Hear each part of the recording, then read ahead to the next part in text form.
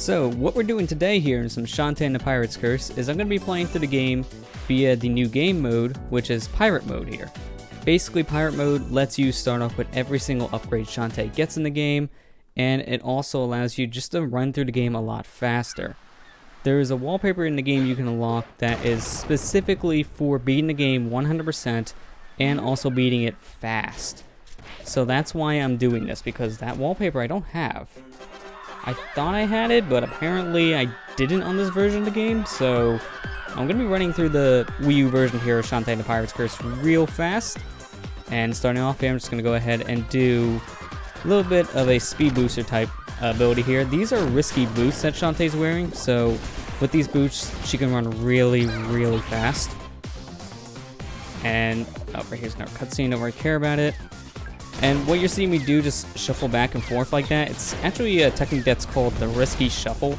How it works is if you just hold down like a direction on like the joystick and the direction on the D-pad, Shantae will just go back and forth between each direction, but luckily her momentum is kept.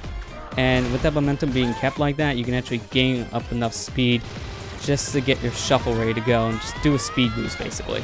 It's actually a really cool thing to be able to do that, and it makes things just a lot easier. So right here, I'll do it again. There you go. Got more than enough energy going from that. And I'm going to activate a pike ball right here. Doing so, I can just breeze through this section a lot faster. Although that I have the sword here for Shantae, just doing this ground pound type of attack, I could easily just blow up the bombs as well with that, but it's a little bit faster just to use the pike ball too. And I actually just jumped over a cutscene trigger there. Whatever I can do to save time, I'm going to try to do, because I remember the location of all the upgrades you can get here in Pirate's Curse. Well, not all the upgrades, well that too, but they're kind of required. What I'm trying to say is I know the location of all the collectibles, but in case I forget something, because you can easily forget things when you're talking, because, you know, you're kind of scatterbrained, I'm just going to make sure that whatever I can do to save time, I'm going to do it. So this is the Ammo Baron, the first boss. All you gotta do is just whip him a couple times, and then he'll be down for the count. He's very easy. You gotta wait for his red ball to appear, because that will knock him out of his tank. Knock that back at him, just whip him a couple times, and then he'll be down for the count. And, ooh, that's a really good pattern. Normally, what I get for Ammo Baron is he shoots out the gray cannonballs, which you can't do anything with. Then he just rams the boxes, which again, you can't do anything with. So, that was actually a good pattern, actually. So let's just skip through all this crap. I think like a month or so ago, this game was actually on Humble Bundle for like $1. You can get both the 3DS and Wii U version. I picked up the 3DS version during that, so I have the game on 3DS and Wii U, which is nice because I love having this game on the go. I would like to have Risky's Revenge on the go as well, but, well, for one, the DSi version is kind of considered to be the worst version now because the updates to the director's cut is just way better. One of the biggest things is warping. Warping got fixed in that version. That's the version I played. So I guess going back to an outdated version, it'll feel weird at first. Not just that, the DSi version actually isn't cheap what the game is. It's very short. And the DSi version is like $12, and I'd rather use that $12 for other games. So maybe one day. But now we're getting to the main plot. That's Risky. That's a bad energy signal coming through those pipes, transforming her soldiers there into cacklebats. So that's the plot point in the game, and we're going to be needing to track down every single cacklebat in the game because they count towards 100%. So I'm going to want to collect every single last one of these guys. Can't forget a single one. So let's go ahead and take down the first. The first one's a give me. This is the only one that's actually required in the game, because the only thing you actually get from collecting all the cacklebats besides 100% is you get a second and third phase after the final boss fight, because it changed up story slightly. So you can skip these if you want and beat the game still, but if you want the true ending, you're gonna need to collect every single last cacklebat. There's Dark Magic number 1. There's 20 of them in the game, so the other 19 we'll have to go our way for, but not too bad. We'll actually go ahead and get some now. We go to the left. You can't do this in normal game mode, but because we're in pirate mode having all our equipment, we can easily access every single cacklebat here. While he's exploding, I'll just grab this heart squid. Heart squids are another collectible we need to collect. There's 32 in total, and they add more health to your total health meter there, so we're going to have 10 hearts by the end of this adventure. So again, I want to collect as many of those things as I can get.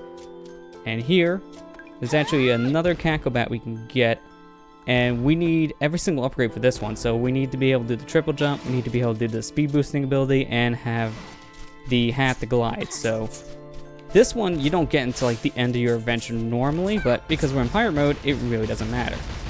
Now that he's exploding, there's a nice little trick where if you go off the screen and come back, you can skip the rest of the explosion cutscene. Save me a couple seconds. This is not like a speed run per se, which is why there's no timer on screen. I'm just trying to go fast just for the wallpaper. I'm not trying to get any personal best time here. I'm really only going to be counting the in-game time anyway, so real time really wouldn't matter to me if I can track that right now. Alright, so now we need to go ahead and head off to the library here. I just missed the timing for the speed boost. Oh well. Don't really need... Okay, why'd I stop there? I was holding right on the D-pad. That was a little weird. But we need to talk to Sky here because she gives us the library card. And we need this card in order to leave this area and actually go to where we're going next. But before we leave, we're actually required to save the game. So I'm going to be saving here. And I'm not sure how many times I'll save because I'm planning to beat this game in the stream. So there's no reason for me to save and quit and then start off the stream with like more Shantae, for example. So the only times I'm going to be saving is like for safety saves, basically, thinking I might need to save because I might screw up something. And I forgot that heart squid. It's not a big deal because I could actually get him on the way back. Would have been easier if I got him now, obviously, but yeah, it's not too big of a deal. Let's do a risky shuffle from here. Ooh, barely got that. So here, I actually want to go ahead and break everything here. I'm going to stop because there's actually a jar in here that has some monies. That's what the in-game currency is called. So let's just go ahead and suck that up. Nice thing though about this magic lamp that we got from Risky is you can actually hold down the X button and you can suck up any monies that are around you. So any of those gems you see and you want to go ahead and collect those, just use your magic lamp. It'll make things way easier on you. Alright, come on, Cacklebat. There you go. Alright, let's just leave and come back. This way, I can go ahead and absorb his soul. There you go, got the dark magic. There's another heart squid over here we'll need to collect, so let's just get the boost ready. Make my life a little bit easier here. There you go. That was very nice. Got the heart squid. Good. Now let's just go ahead and see if we can do a boost from here. Oh yeah, I can. It's really cool when you can do that just from like a little platform. It always makes you feel good. So right here, we want to go ahead and talk to this squid here. He's actually a character that was introduced in Risky's Revenge, the second game in the Shantae series. And right now, he's pretty much just feeling very bad because he wants to get away on a vacation, basically. And he can't really do that right now. So we need to go ahead and help him with that because down here, there's going to be a brochure we're going to be collecting. And that will give him a vacation that he needs. But you just see me do that little ground pound attack on these, Okay, well, I actually expected to hit him, but you're seeing me do this ground pound attack on the snakes. If you do that, you actually get double the amount of flesh pops that you would get normally, and I actually need more than I already have. I got 5 now, so that's okay. That makes 6. Okay, just stinging Cacklebat. This one I don't like because you're fighting him in such a weird corridor. Okay, seriously, I'm just gonna leave and come back for this one. Now his soul should be out in the open. There it is. Perfect. So now I got more dark magic. See, there's 20 of these in the game. I already got 5, so we're doing a good job. They give you a lot of dark magic souls right here in the very first area of the game, so take advantage of that whenever you can. Alright, he's under a spot, so let's just go ahead and ground pound that. And I got 8 flesh pops, so that should be more than enough to beat the game with. So right there, you just see me use a pistol. That's really only going to be used for activating switches, because in terms of attacks, it's kind of bad. So I won't be using that. But right here, we want to go ahead and talk to this guy. His name is Bolo. He was introduced in the first Shantae game, and he's babysitting these little kids. They're zombies, as you can kind of tell already. So you want to give him 3 flesh pops, and doing so, he'll give you that key, which we need in order to actually get into the palace here. And if we give the brochure to the squid here, he gives us his squid oil. If I let that line play through, he would say, "It's squid oil. I freshly made it this morning." Shantae kind of gets grossed out. For good reason.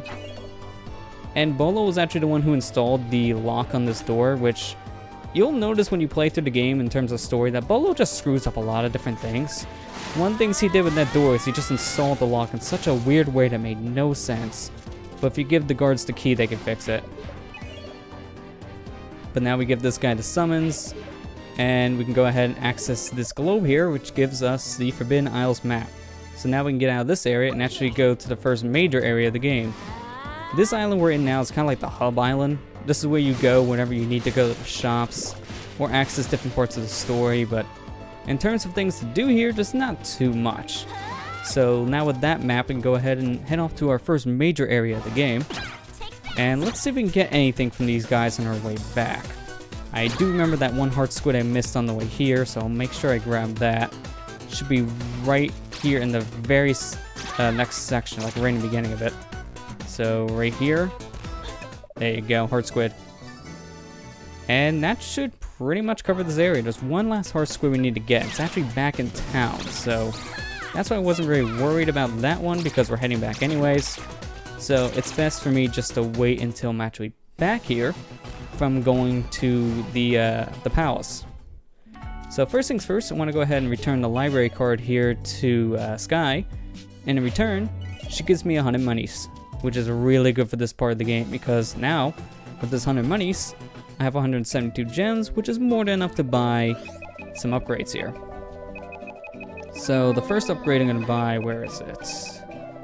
The recovery, there you go. That you are going to want as soon as you can buy in this game, because holy crap, that recovery just makes a huge difference. Now right here, I'm actually going to go ahead and do this now. Let's go ahead and grab this heart squid, which makes 6. But really, we're only needing 4 right now, because if you talk to this lady here, she can go ahead and melt down 4 heart squids into a new heart for you to use. So now that she melted those down, we have 3 hearts in total hits that we can go ahead and take, with each standard hit just taking a quarter of a heart away. So that's a lot of extra hit points now. It's 4 extra hit points we can have towards the minor enemies. The major ones is when you really want to have more hearts. So let's just head off to Saliva Island.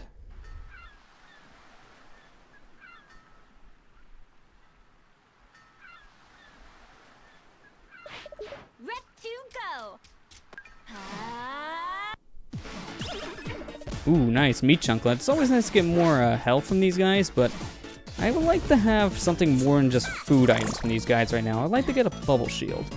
Also, this shortcut I never knew was here until later playthrough, actually. It wasn't until my last playthrough of this game, which was about a month or so ago, I believe, then I actually learned that pathway was there, which is a very nice shortcut to get to the other side here in the very beginning. It doesn't matter now because I shot that eye hole, which means I actually activated a passageway out of here. But when you first come to Saliva Island, until you get the pistol, which is actually in the first dungeon area we're going to. Actually, let me activate this now because I'm right here. There we go. But yeah, the pistol you don't get into the first dungeon area, which is here in this island. And that's something you won't use until the very end of your trip here. So being able to do that now, it's just very nice. Oh, I need to talk to this lady. I thought it was the one on the right I need to talk to, but no, it's the one on the left. We need to go ahead and whack this ham, and in doing so, you get the ham stink. Now you might think to yourself in the beginning, what the heck's the point in the ham stink? Well, you'll find out. But normally you're not supposed to be able to do what I'm doing here, just climbing up the waterfall, but because I have Risky's cannon already, well, I just go ahead and cheat the system a little bit and just make things a little bit faster. And like I mentioned in the beginning of the stream, anything I can do to cut down time in the game, the better, because I need to go as fast as I can to make sure I get that 100% speedrun achievement in this game. So anything I can do to cut corners is exactly what I want to do.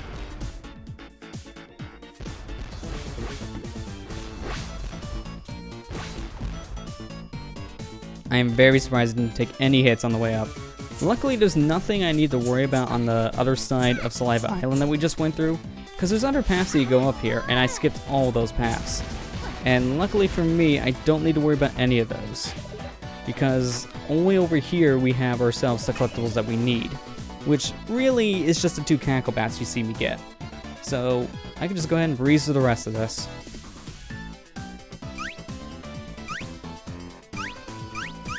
Now, the plot of this game, as you already know, this island's called Saliva Island. Well, there's why. This dragon gets excited whenever he smells ham. So you just release the ham sting in front of him, and then he just drools, which makes this pond appear.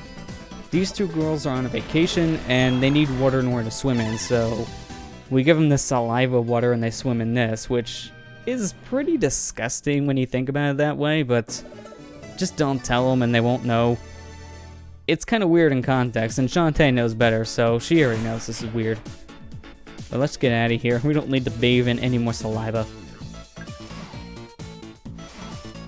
Now, I activated these switches just for later, because I'll probably use those moving platforms later on, probably in our second trip here, but for our first trip, we don't need them, just because we have the cannon to do a triple jump. But now we give this guy a petrify spell. He thinks this would free his wife from being petrified, or his girlfriend. I'm not sure what it is exactly. Can't remember. But unfortunately, the petrify spell doesn't de-petrify someone, it petrifies them. So we just killed him. I like this line right here. Whoopsies. Yeah, because Shantae didn't know better. It's the petrify spell. It's not like the de-petrify spell. But right here, if you have Risky's boots and do the speed boosting ability, you can actually plow through this wall here in the very beginning of the first dungeon. Excuse me, jeez. But yeah, you plow through the wall here in the very beginning of the first dungeon, and it takes you to the secret area, which is based off the first dungeon in the Game Boy Color Shantae game, which was the very first game in the Shantae series. And to be honest, this game hasn't really aged all that well. I recently played through it on the 3DS Virtual Console, and the biggest problem I have with the game is a lot of the same problems I have with many Game Boy and Game Boy Color games back in the day. And it's the major screen crunch effect that they have, where you can barely see what's going on because the camera's so zoomed into the character just so you can see it properly on a small screen. But the problem is you can't see anything else. So Shantae's sprite takes up like almost half the screen, something like that. It's pretty big. And there's just nothing you really do about that. So it makes platforming a lot more challenging in some areas, and the game hasn't really aged all that well in terms of some of its like mechanics. For example, like transforming is a little finicky in that game, just because the Game Boy Color only had like 4 buttons on it. So in order to transform, you had to press the select button, and then you had to press the corresponding buttons that you need to on the D-pad and the face buttons in order to transform. Sometimes it just felt like the buttons just weren't responding during that. So it has aged, but it's still a pretty good game. It's rare, very, very rare, because it's one of the last Game Boy Color games to be released. It was released around, I think, like 2001, 2002, something like that.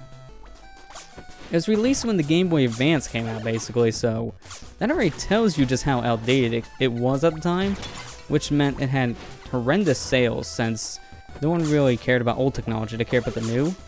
And because of that, you can't find a physical copy for more than like $300 or something like that. It's really ridiculous. So if you're going to play the first Shantae game, you get on 3DS Virtual Console, because it's just way cheaper. You're missing out on only one thing if you buy the 3DS Virtual Console version, and that's the fact that the game actually has a link up to the Game Boy Advance. It recognizes if you're playing on a Game Boy Advance, and it gives you an exclusive transformation. Unfortunately, the 3DS Virtual Console does not play the game like it's on the Game Boy Advance, so there's no way to get that transformation unless you're using something like the debug code. So that's the one unfortunate thing about it, but outside of that, it still plays perfectly fine. But now let's just go ahead and collect ourselves some heart squids. There are 3 heart squids in each dungeon, and really in terms of 100%, that's all that matters. So I'm just gonna go ahead and collect these heart squids here. And I thought I had one potion, but I don't. I don't know what I should do. You know what? I'm gonna do it, but I'm gonna go ahead and take a safety save really quick after I got those 2 heart squids, because this can go horribly wrong. But I'm gonna give this 2 attempts, and if this doesn't work, then I'm just gonna go ahead and do this the normal way. So I need to take a hit. There you go. Now let's just leave and come back. Alright, let's get this boost ready. Total restoration. There you go. Where am I? I think I went too high. Yeah, I went too high because I was trying to avoid the snakes. Oh well. I can still make this, but This is not how it's supposed to go. There you go. Jeez, that was a little sloppy, but I did in the end, so it doesn't really matter. Alright, so it's another meat chunk. I'm getting a lot of healing items, which is very nice. That will help me for some other glitches later on, and also obviously healing. But what you just see me do there to go through the floors like that on the wall, that's actually a glitch you can do with the potion. And there's a similar glitch you can do with food. And how it works is if you have either a food item or a potion item and you're running through a loading screen while eating it, the collision in the game just kind of gives up basically, where everything is still loaded, but the collision's not. So what you can do is you can walk through walls and you can fall through floors, which means you can actually get yourself in a very bad situation. And right here, by the way, hardest mini-boss section in any kind of a video game. This is so difficult. But basically how that works is, I'm going to explain the potion variant. We'll see the food variant later, but how it works with a potion is you can either use a standard potion or you can use an auto potion. And what that does is it causes Shantae just to fall infinitely. And it'll allow her to clip through any kind of a floor or wall, but the downside to it is, like I said, she'll fall indefinitely. So unfortunately, she can easily get herself into some very bad situations if you don't know what you're doing with the trick. So that's why, like you see me there, I actually grabbed onto the climbable area in the room, so I grabbed on the chain. Also, this boss right here is a cakewalk. Just gotta wait for him to be done. There you go, see? That's all you gotta do. I kind of screwed up before, but I can make up for it. But yeah, you can clip through the floor by using the potion, so you just speed through the room, use the potion, and then you can go through the walls and the floor. It's just that simple. I'm just not very good at explaining things, so I just made it sound way more complicated than it needed to be. Now, if you just use the scimitar against this boss just goes down no problem. I mean, look at this. He's taking so much damage right now, it's ridiculous. Now I'm just gonna whip him to death, and we're done. I took like only a handful of hits because I was being a little sloppy there. I was trying to explain stuff and also fight the boss at the same time, so I was a little scatterbrained, but hey, it worked out in the end.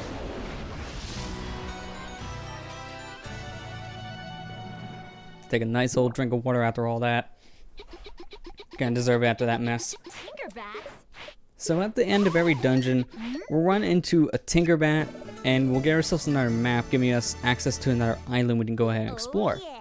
So now with this one, we can go ahead and explore the spiderweb area, which is the next area we're gonna head off to.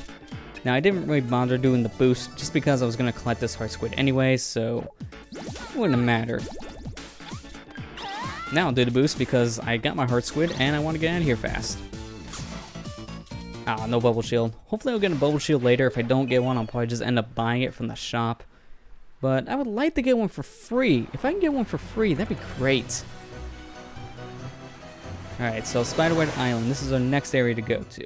Now, as you've seen there, I hesitated for a second. I was checking on something on the computer, but as you see, you can actually see how many heart squids and cacklebats are in the area, so that right there will tell you how many you've collected too. And we'll be using that later just to make sure we got everything in each area. So speaking of cacklebats, we got this one right here in the very beginning, so we'll just go ahead and kill him really quick. There you go. Now just leave, come back, and let's just go ahead and absorb this power. There we go, we got the dark magic. So let's get out of here. Oh, what the heck? I hit the lip of the ceiling. That's a new one. Alright, so let's get the risky shuffle ready and just boost away. I just love doing that. Just being able to get at top speed right away. It just feels so nice. Alright, there we go. Nice way up. Ghosts were pretty nice to me there. Normally I have very bad luck against those ghosts because they just spawn on top of you. Alright, there we go. You want to go ahead and break this. With the scimitar, you actually have to backtrack here later for this fossil.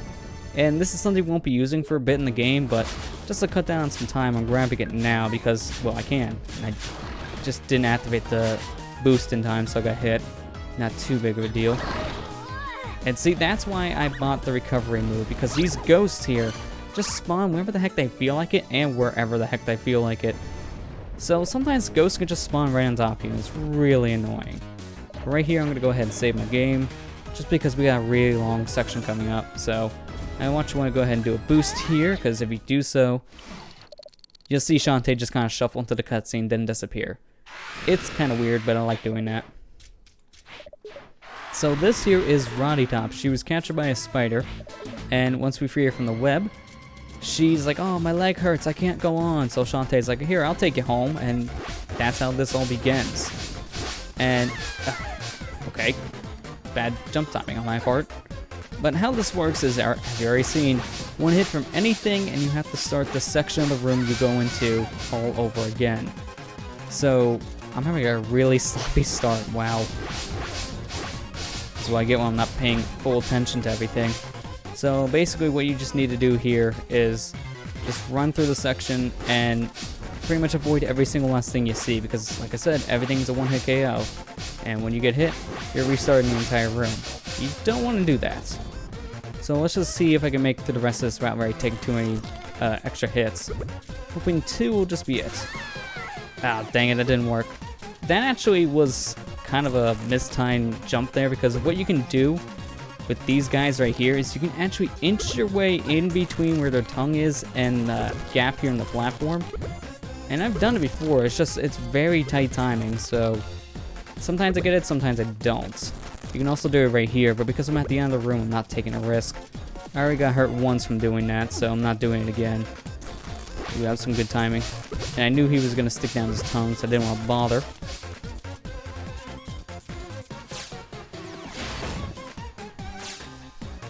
Now these platforms actually remind me of the skewers in Super Mario World. I mean, I won't be surprised if that's where WayForward got their inspiration for these things. They look just like from Mario World, and they do the same motion too. They come up a little bit, and then they just go out fully. That's the exact thing, same thing that those skewers do in Mario World. Alright, so now I'm just gonna wait here. Be very careful. There we go. I thought for sure I was going to get hit by that hand. I actually got kind of lucky.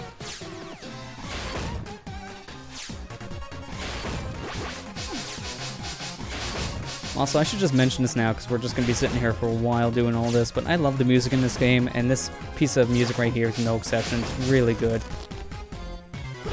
Especially when you listen to the YouTube poops of it, so to say. You can hear one that's like Run Run Body Tops. It was like an Old Spice mix-up of it. It's so good. I just listen to that on loop some days. It's just that good. Ooh, how did I not get hit from that guy? Yeah, this part's kind of confusing because some enemies will be disguised as the gravestones, so I just like to jump over every single gravestone I see just to be safe. So even though I remember a good chunk of them, I still don't trust them.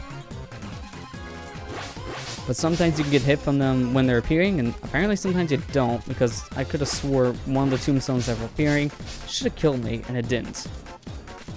So, that's kind of lucky. Oh, these guys, oh, well, that just, I don't know what happened there.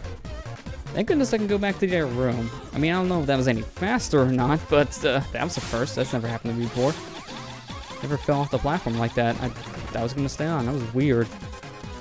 But yeah, these guys will chase you because they want to kiss. That's basically what they're doing. A little weird. These kissing robots are just kind of a creepy design in general. Okay, that was a little gimp jump. There we go. But yeah, that's just the weird WayForward charm right there. Makes no sense, but then again, it's here.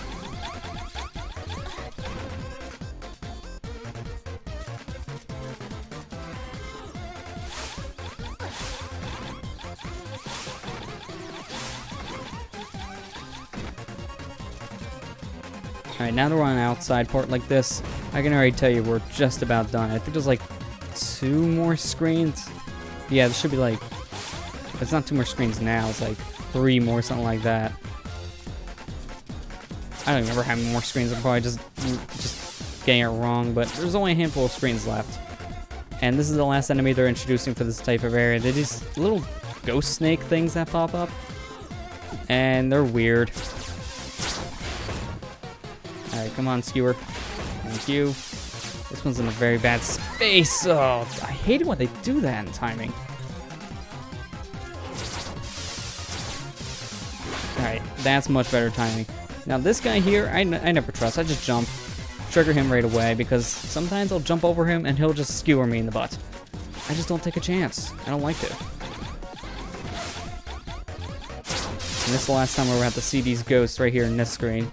But this is the final screen of all these enemies. They're just trying to give you all the challenges at once. And then after this, it'll just be home stretch. And that was so close, I could have just licked Risky's ear.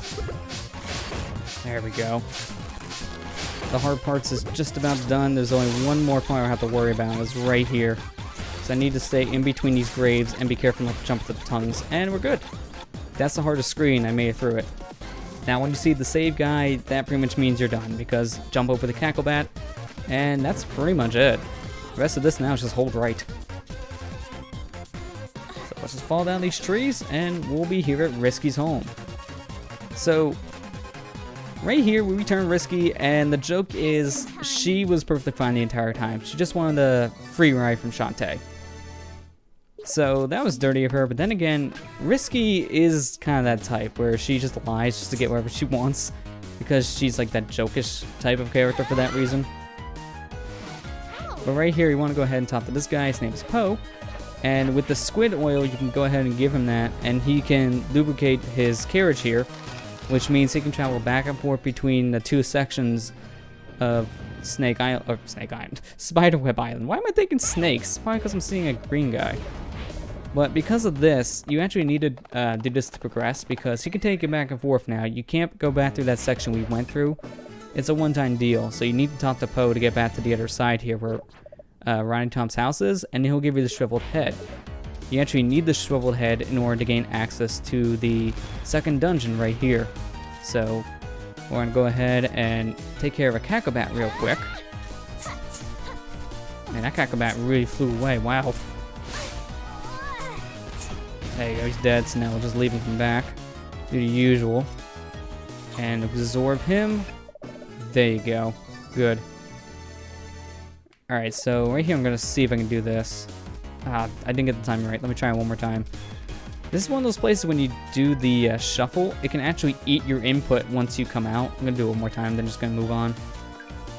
Alright. Oh, yep, it ate my input. So I was trying to do it the moment the loading zone transferred over there. So once the screen swapped over, I should have been able just to boost out, but it didn't work out that way. So, yeah, that's what happens there. We just try to run through that, and for some reason eats the input. It's weird. I killed the cacklebat and then activated the entrance to the second dungeon, because now I should be able to just pull up my lamp, and he'll be just about ready to come on over. There you go. Got the dark magic. Alright, so let's just go ahead and head inside. So this is Cackle Tower, the second dungeon of the game. So here, I'm going to go ahead and grab myself the 3 heart squids as always, and then just make my way right to the very end of the dungeon. Oh, I should probably get my speed boosting ready here. There you go. Much better. I probably should continue boosting there. So we'll save my game right here. Let's see if I can remember all the locations of these guys. So the first one I'm going to go ahead and grab should be up here. There you go. Got all that. Actually, let me go ahead and head in here real quick. Yeah, I went the right way. See, I'm still trying to remember everything here. Because like I said, last time I played through the game was about a month ago. And I did do 100% then. So I'm trying to remember everything now. So I want to go ahead and grab this hard squid. Then immediately afterwards, we're going to want to go ahead and head out of here. There you go.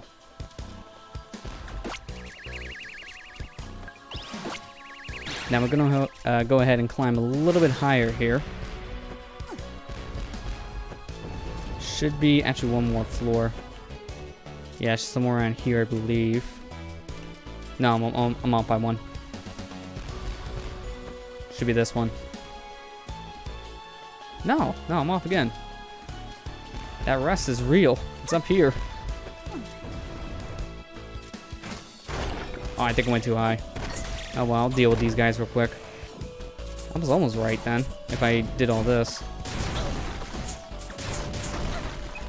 I'm not gonna go ahead and use my auto potion. I want to keep that for later.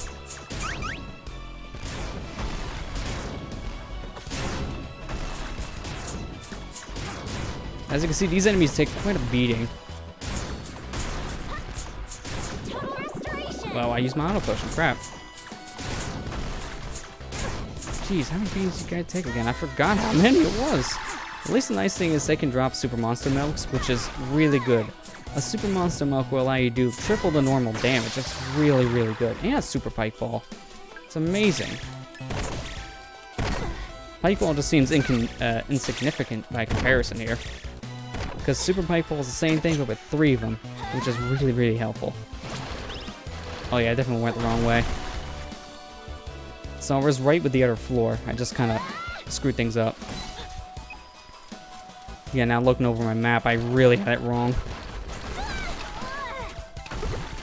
Because right here has one of the last 2 hard squids you need to grab, then they immediately head over here to the left and you'll get another one. I didn't need to go to that room at all, but hey, at least it got me a Super Monster Milk and a Super Pike Ball. That will actually really help with this boss fight. Mainly the Super Pike Ball. Alright, there we go. With that, let's just go ahead and just shoot my way back up the top. And we'll go down this way, because I think this is a little bit faster. Yeah, this should be a little bit faster. Okay, because now I got all 3 things I need. Let me go ahead and grab this key here real quick. Grab this right away, please. Thank you. Now, I could use the food trick here. I don't know if I should, but to be honest, I'm not going to, just because I already had a pretty bad streak of luck going into this. So I don't want to chance it, because here I can easily miss the target and just have to restart back to my last save. Oh, what the heck? I thought for sure she was going to stand on the head. This is a little bit faster just to climb with a triple jump, and of course I screwed up. Much better.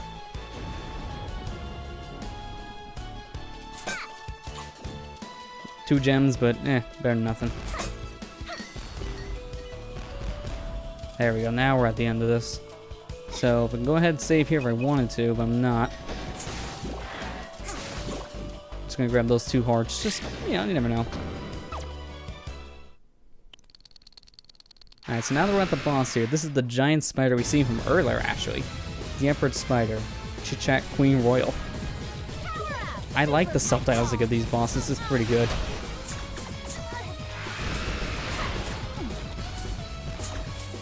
And the only problem with this boss is that this spider will move around a lot, which is why these Super Pike Balls are so effective, because they do 5 points of damage each time they hit, and because there's 3 of them, they'll do a lot of damage. And having the Super Monster Milk means I do 15 points of damage now, which is a lot of damage. And there you go, boss is down. See, if I wasn't using any of this stuff, that would have took me like another 3 minutes probably.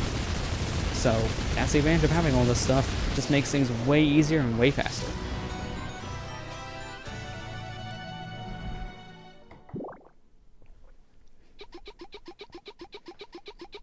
So here's another Tinkerbat.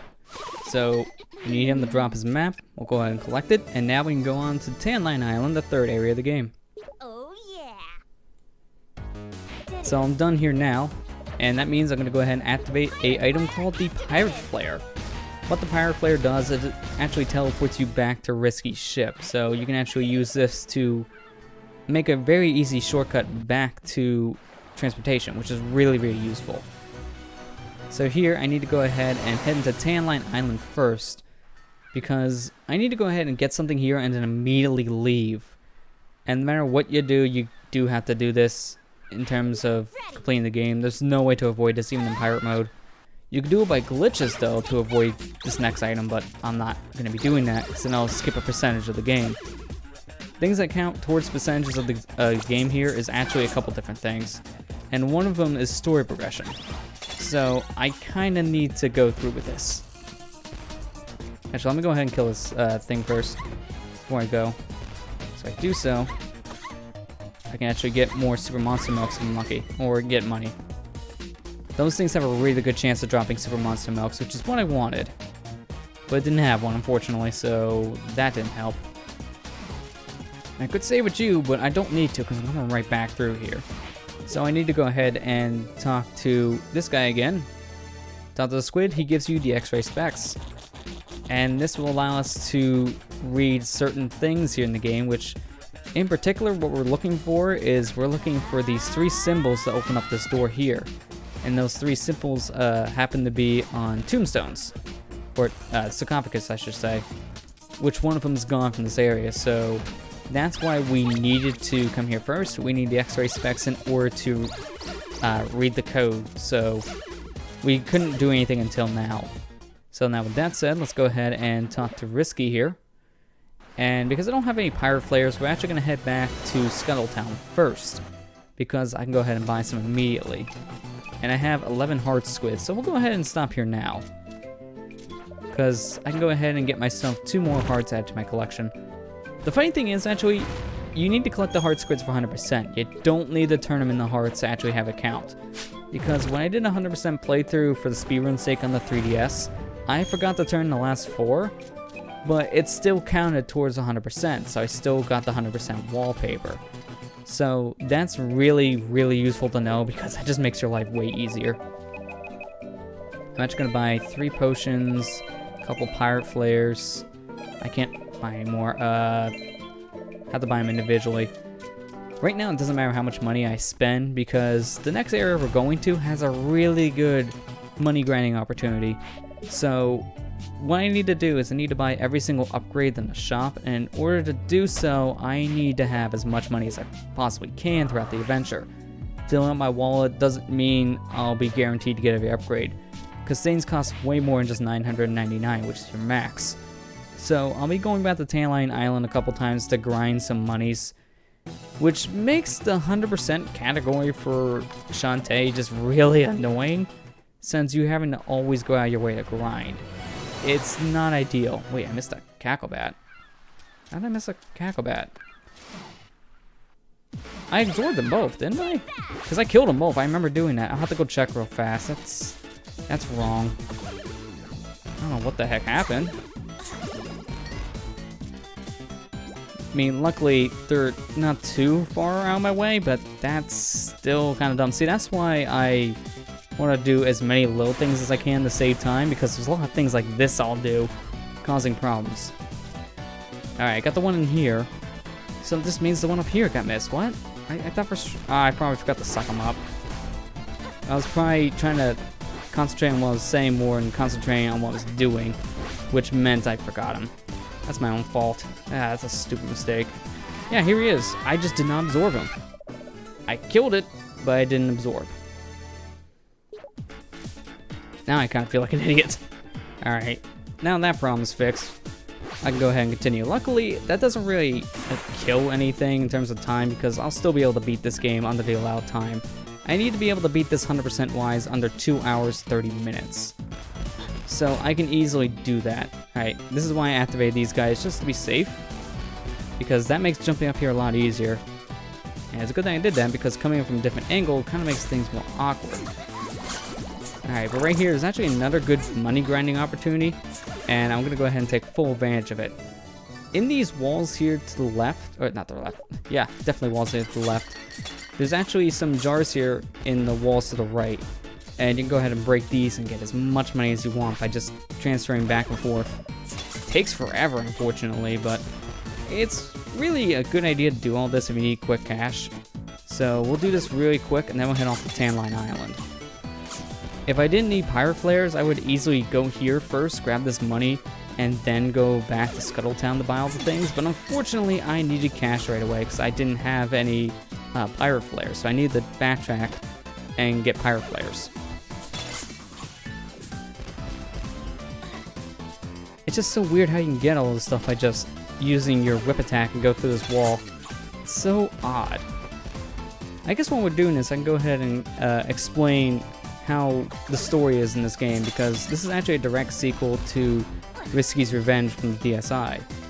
What happened at the end of Risky's Revenge is Shantae lost all of her genie magic. I'm not going to say how, because that's a spoiler, but let's just say the end of the end of Risky's Revenge caused her to lose all of her magic powers.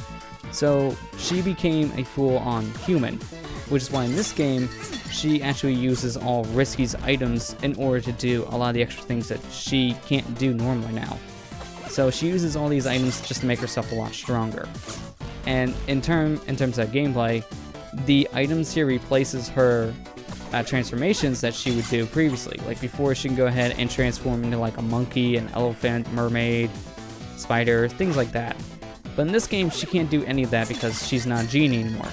So we can't really do any kind of magic, but we can go ahead and use all of Risky's items here, which makes the game kind of different in comparison to the other two games in the series. And this is my favorite one. Like, this is my favorite Shantae game because I just love how this one plays. It's so good. And I can't wait for Half Genie Hero to come out. It's supposed to come out at the end of September this year, and I'm really looking forward to that. I got the Wii U version on pre-order because once I heard that they were making a physical version of the game, I was like, alright, gotta get this. Because I just love the Shantae series so much. I didn't think I would like it nearly as much as I have, but after I played the first Shantae game, the first Shantae game for me was Risky's Revenge. After I played that one last year, I just started to fall in love with the series because it's so good. It has a really good sense of humor. I love the design of just everything in general. The sprite worked great. The character design is really good. And just everything about the game is fantastic. And then I played this game, Pirate's Curse, afterwards, and it was just so much better. You go from great to fantastic. That's just a good sign right there for me. So I'm a big fan of the Shantae series. I would love to record these games and do them for my channel sometime in the future. The first game I would start off with is the Game Boy Color game, Shantae. So I'll need a little more time to practice that one, but I'd love to do a Shantae Let's Play on my channel sometime in the near future. And after I played the first game, I didn't get the 100% it because I have a very, very bad story when it comes to the first game. So I was playing it on the 3DS Virtual Console, and I made it to the final dungeon in the game. I had everything collected so far for 100% sake, and what happened was I got the last transformation in the game, which was the Harpy. And I collected a heart squid in one of the bigger rooms of the dungeon, and once I collected the heart squid, I was transformed as a Harpy at the time. When I collected the heart squid, for some reason the game just froze on me. It transitioned to a blue screen, like it just deloaded everything in the area but the background. And the game just froze. I couldn't do anything from there. So I figured, you know what? I saved right before coming in here, so I guess I could just reload the save and then try again, because since I saved right beforehand, nothing should be bad. I should just be able to continue where I left off. I reload the save, and it deleted it. And the save was still there, but it actually reset to the very beginning of the game. So I had to start the entire thing over again. At that point, I just said, screw it. I looked up the debug code for the game. I finished the dungeon because I was pretty much done. I just had to collect the remainder of things and then fight the boss. So I pretty much just put the debug code in, finished the dungeon real fast, and just beat the game from there because that kind of sounds your mood in terms of 100%. And plus, using the debug code kind of maxes out everything, so I couldn't get 100% even if I want to because all the readings are wrong. So I kind of just had to beat the game at that point. It was kind of a sour experience. I went from actually wanting to 100% the game to just having to quit it just because of nasty glitch, but I still enjoyed the game overall. It has aged, but I still enjoyed it. But now that I have max money and I got the second mummy sketch, let's go ahead and use our pirate flare to get out of here. And now we have 100% in Saliva Island. Even that last cacklebat I forgot to suck up. So let's actually make a detour real fast back to Scuttletown. I actually should have waited to turn the heart squids till now, but we'll go ahead and just do it. We're right here. Get ourselves an extra heart. Yep, go ahead and take my heart squids, make an extra heart holder for me. Thank you. And now with this, let's just go ahead and spend a lot of this money that we just got. So we'll go ahead and upgrade Shantae here as much as we can. So let's go ahead and get ourselves some shampoos and some silky creams. And as you can see, I'm one money shy. I'm actually wanting to get that last upgrade really quick, so this is a little thing I like to do. I just like to upgrade the hair as much as possible right away.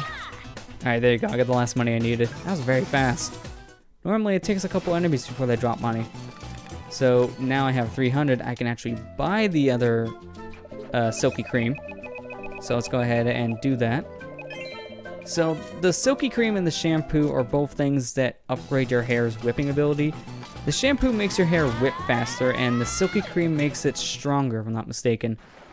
So you want to go ahead and collect not collect. I'm gonna go ahead and buy all of those if you want a maxed out Shantae. So it just makes things a lot easier overall.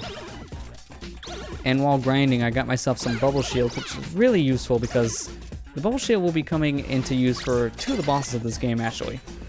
Alright, but right here, this is where Last Mummy's sketch is, so I'm going to go ahead and check this. And with this, I'll get the pattern I need in order to gain access to that shrine, which is Bird Bird Gator. Luckily, I don't need to remember that because it actually tells me what it is on the inventory screen, which for me, I can just look down the gamepad and read that. Which is why I'm also happy I'm going to be having have Genie Hero on the Wii U, because hopefully it'll do the same thing that this game did, where all your information will be on the bottom screen as well that you need, like for items and for transformations, inventory, all that. Because that just made this game so much more fluid for me. Because try playing this game with the Wii U Pro Controller if you have the Wii U version, and then go back and play it with the gamepad, and you'll notice a big difference in terms of how you manage your inventory. It's just so much smoother and faster to do it this way. I mean, if it wasn't for the physical version, I was probably going to end up getting Half Genie Hero on the PC, but because of the physical version, I wanted to go ahead and get the Wii U copy because I don't have a PS4. I could get it on the Vita, probably play it on the PlayStation TV, if developers actually remember that exists. But yeah, I'm not doing that because I want to have an actual console version. Alright, there you go, 19 Gator. There we go. But yeah, I want to have an actual console version, and out the 2 consoles it's available for, it's only Wii U for me. It's coming out just in time because the NX is coming out next year, probably.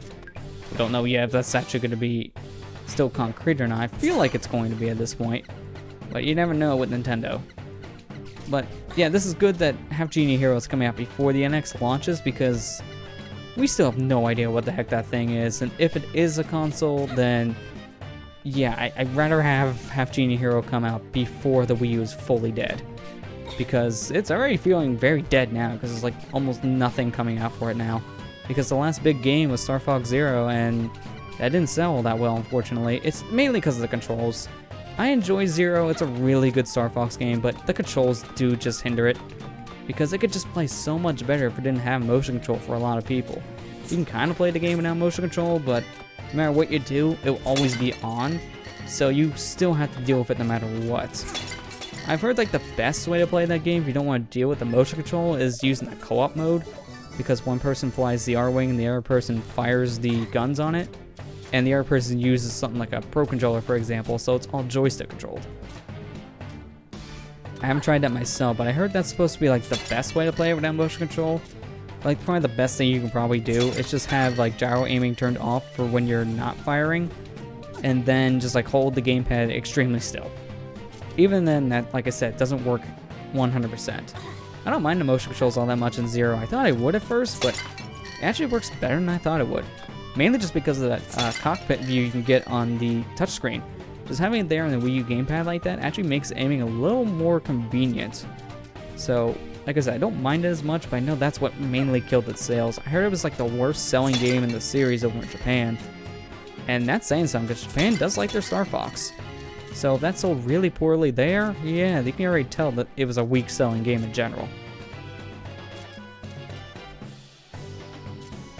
But I'm glad that Half Genie Hero is coming to the Wii U, just because I would like to have like something to look forward to for the rest of this year on the Wii U, because the only the game I have pre-ordered for the system at this point, I think it's Paper Mario Color Splash. I'm not expecting the world from that game. I'm expecting it to be alright at best so far, because it just looks like Sticker Star. Everyone has told me horrible things about that one, so I'm not expecting great things, but I'm gonna give it a shot anyways, because I didn't play Sticker Star, and last Paper Mario game I played was Super Paper Mario. I enjoy all the Paper Mario games. I only beaten Super. Well, kind of beaten. I stopped for some reason at the very end of Super Paper Mario, like right before the final fight. I was in the final area and just like stopped for some reason. I don't remember why. And I never went back. So, yeah, I should really replay that game sometime just to actually finish it. I need to play through the other games proper. I played some of Paper Mario on N64 and then some of Thousand Year Door, but only up to like the second chapter in both games. Because I don't own Thousand Year Door and GameCube, and I have played a bit of the Virtual Console version of Paper Mario 64, but not by much. not much else to say when you're money grinding. I mean, what else can you say, right? There's only so much you can go over while you're just constantly going back and forth and whacking jars. This is the spot I like to choose, but there is another spot you can actually use for money grinding. So, you can grind here, or you can grind later on the shrine. But I actually want to mention, you can stack keys in Shantae in the Pirate's Curse. I grab one key here now, but I can actually take a key from another dungeon and use it here, for example. Like, if I didn't use that key in the Cackle Tower, and just decided like to clip through the wall somehow with like a glitch, then I can actually use the key I collected there in Cackle Tower in this shrine. So doing that, you can skip yourself a section of this area, but there's actually a heart squid here I need to go ahead and collect. So I need to go through every single area anyways, because I need to get all the collectibles. Plus, I don't trust myself when it comes to the food glitch, because half the time I just clip through the floor or clip through the ceiling with like the potion with a food glitch, and then screwed up so much that I have to reset the game. That's why I do safety saves before I do that stuff, just to be safe. And with the Cackle Tower especially, I screwed up so much because there's so many loading zones you can go through.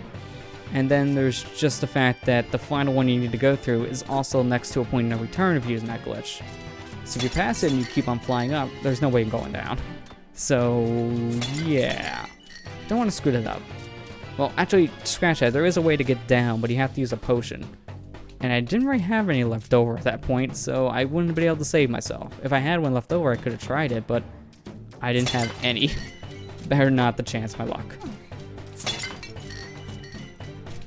Alright, one more time of going up here, and then we should be good to go. Because I don't need max money from this area. I need to get close to max money, because how it'll work is I'll collect some more money going to the next dungeon, and then going through this rest of this area in general. I mean, I'm 4 gems away basically from having full money. I think I'll have to do this one more time, unfortunately, which, like I said, there's a lot of grinding you need to do in order to properly 100% Pirate's Curse, which makes it annoying. So yeah, we're gonna be doing that. Ah, really? If I waited like one more second, I would have been fine. I thought for sure he wouldn't have seen me at that point though, because he was already in the shadow area. So I thought, you know what, I probably can make that. Not even close. It's not too far away. It'll take me like a minute to get back to where I was, but that's still annoying. I mean, I kind of want to avoid doing that whenever possible. Alright, that guy's looking away, so now I can go through. In the shadows and just wait around. There we go.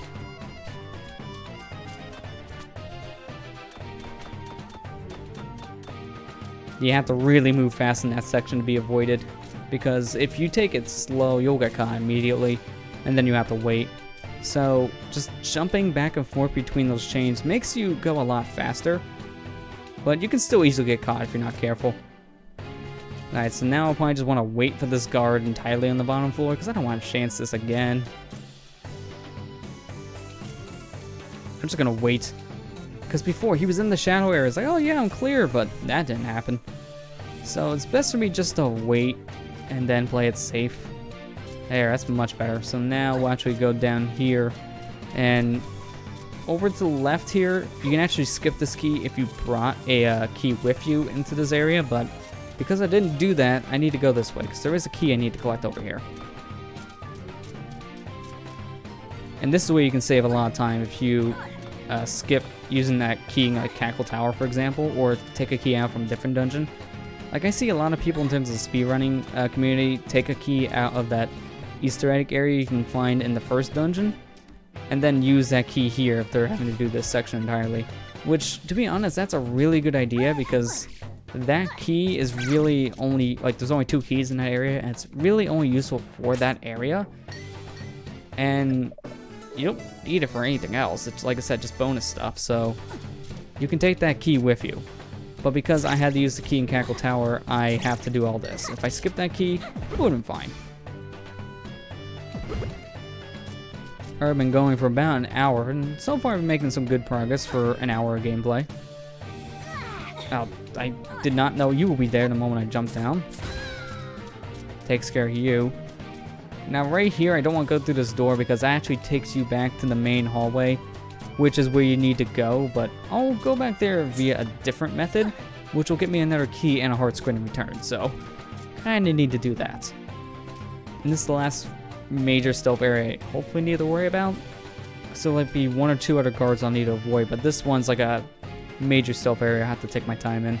The other ones I just have to wait for like 1 or 2 guards and that's it. Like this right here. I'm gonna wait, so I don't trust my luck. Alright, now I'm safe. And we're good. And that's max money. I'm gonna save here in case I get caught by a guard because I don't want to backtrack through all that mess. You've seen how long it took. It'll take me like 2+ minutes probably to get back here. But really, the only guard I gotta worry about is this one. And there you go. He won't see me now because I'm past him. Oh, wow. That was a gimp jump.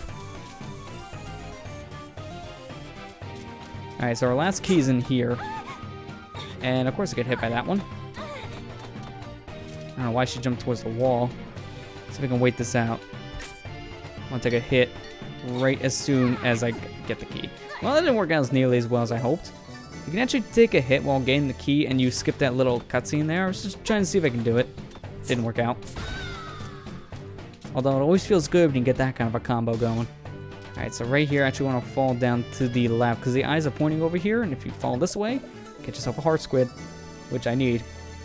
So that's good. Let's get out of here. That's a lot of mice. Try to see if I can avoid a good chunk of them. That didn't work out. And I got, what? How did I kill him? I didn't press the attack button. He just kind of combusted on his own. That was weird. Well, you see Roddy Thompson there. We're in the same outfit we are. That's why we need these keys.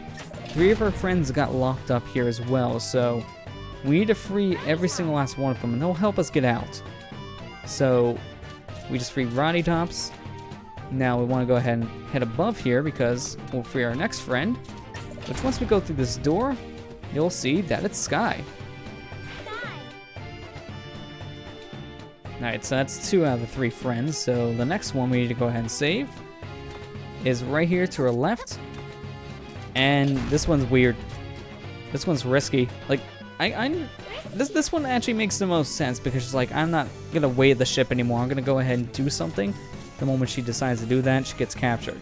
The reason Sky's in here is because she's looking for a way to free her new boyfriend, which is Barnacle Joe, because remember before when we saw that tombstone get delivered into Sky's house, that petrified him and killed him. So she was looking for a way to free him, and that's why she's here, because that's where the tombstone came from. It came from Tan Line Island. The reason Roddy Thompson's here is just because she feels like it. That's literally her reason. She just wanted to come along and play dress up. Her reasons for doing things are just weird in general. Alright, but now that we're done here, we actually talk to the king, and he realizes that the real queen was just out getting groceries. And she just kidnapped 4 ladies and put them in those dresses for no reason. But you actually want to come back in here because there's a cackleback for us to get.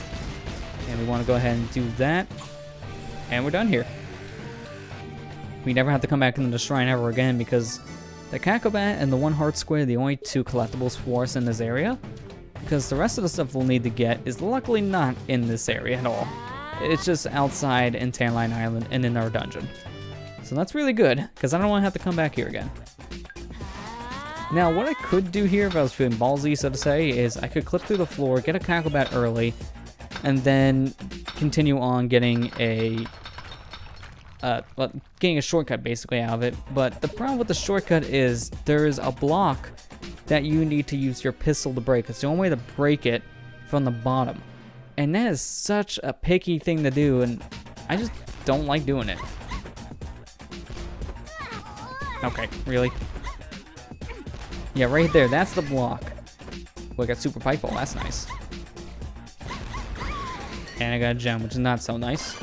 But right here, this is the platform I need to break through, and it's not fun. It's really not. So I'd rather just go give the guy the axe, save myself the headache, because it's a time saver if you know how to do it, sure, but if you don't know how to do it, it's not much of a time saver. It's actually a time killer if you're not sure what you're doing. So, yeah, we'll just do it the intended way. If you go up here, you actually get to a point on the return, which is why I didn't jump up. Because Because normally I would leave the area and come back just to get the Cacklebat to die and then give me its dark magic. But that's a case where I'm not doing that. Just because if I do that, I'll have to like clip back through the floor just to get back. And that's just not fun. No, come on. Just give me your monster milk, come on. As a super pike ball. I mean, to be fair, I do like me some good super pike balls too, but I need the monster milks more than the pikes. And the best way to kill these these two, is the reason why I'm thinking 3 is you want to go ahead and use your triple jump ability here to kill them. See, cannonballs do a lot of damage. You can shoot at 3 at a time. That's why I was thinking 3. 6 cannonballs will kill these creatures. I don't even know what the heck they're called. They have an official name. I know that. I just don't know what they are. Wait, I missed one? Okay. A little weird. There's a super monster milk. I think I need just like 2 more. And that'll be good. That's another one. Alright, so 1 more and I should be set. Well, let me see. Actually, no, I won't be because I'll need 1 more. I'm forgetting the final boss fight. Yeah, I'm already rounding out for the final fight. Even though we haven't even beaten our 3rd dungeon, I'm already rounding out for the final fight. I missed like, everything. There we go. Alright, that's good. We're out of here. So I need 1 for this boss, 1 for the next one, and then 2 for the final boss. Because, yeah, we only have 2 more bosses left, and then we'll be going to the final area. This game's not terribly long. Which is why I said I can easily beat this game in one stream like this for 100%. Even if it wasn't speedrun through like this, I could probably still beat this in like 1 sitting. Oh, I probably shouldn't have done that. Now I gotta go back. I should have waited for that one.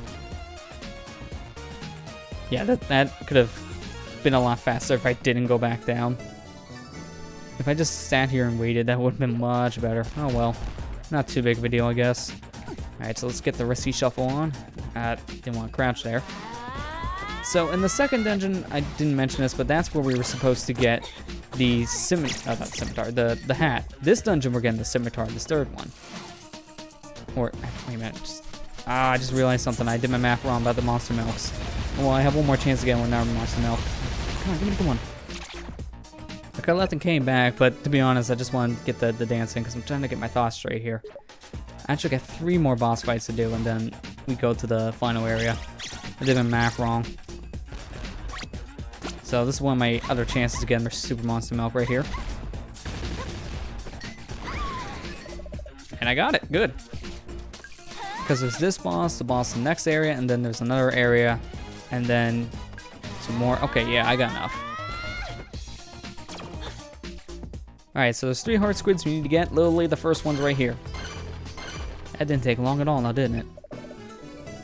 The first one's just right in view.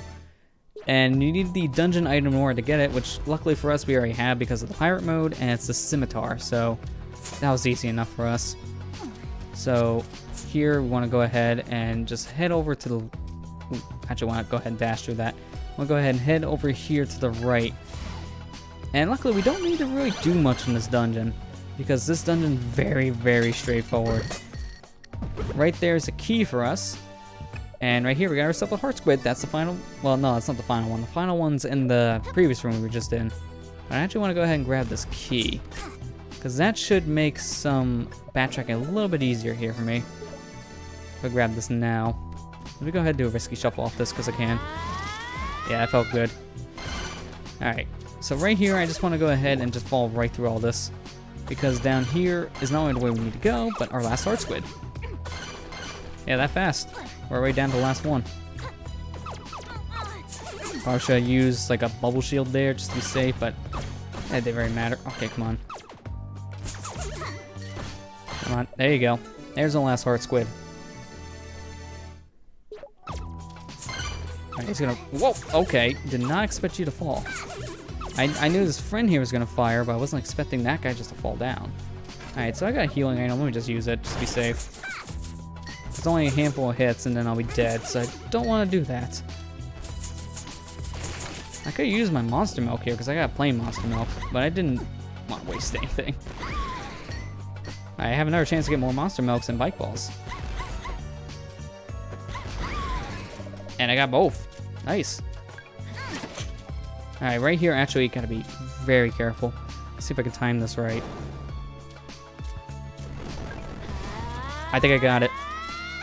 Did I get it? Yeah, first try. You can actually speed boost through there, but it's super tight timing. And I just got the perfect timing. That's amazing. Alright, so I want to go ahead and get my monster milks and my pike balls ready because it's boss time. And guess who it is? It's the Squid Baron. This squid we've been seeing throughout our adventure, he's actually suffering from boss syndrome, funny enough. So what he wants to do is he wants to take a vacation, but once he does take his vacation, he realizes that all he wants to do is just fight you. And he gets his chance right here in Tanline Island. Once he takes down his first form, he goes into Squid Baron 2.0. Really, the only difference is he puts on this metal coat of armor, which you can break off by using your scimitar, which you're supposed to since that's the item you get from this dungeon. I'm having a hard time doing it for some random reason. There you go. I don't know why the heck I had such a hard time. That's weird. And good, he's eating. Perfect. If you defeat him before he eats in the first phase, the immediate thing he'll do after you break off his armor in the second phase is he'll eat, which will restore 10 points of his health per bite. But because I upgraded my hair, not only am I whipping faster, but I do 8 points of damage, but on the Super Monster Milk, I'm doing 18. So I can just take Squid Baron down in no time, especially if he eats, because he's just doing nothing. He's defenseless. I'm doing more damage to him than he can recover. And we actually get the item we need from him here. So we don't get to see any Cacklebats, but, or Tinkerbats I should say, but we get it from Squid Baron. I don't know where he found them at, but he just randomly found on the floor, I guess. I'm just gonna make sure of something before we go on to the next area here. I can't go in there just yet, but make sure. Okay, good, we got everything. I need to actually head back to Scuttletown. I'm gonna buy things here, and I actually need to go over here real quick to progress with the story. So we need to go ahead and talk to Bolo. This is what the fossil comes in with. You give him the fossil, and you also give him the X-ray specs. He wears them like standard glasses, making him feel smarter. And he somehow takes that fossil and turns it into a death mask, which we need in order to get into the next area, so we need to come here first just for that alone. But let's just go ahead and go on a shopping spree.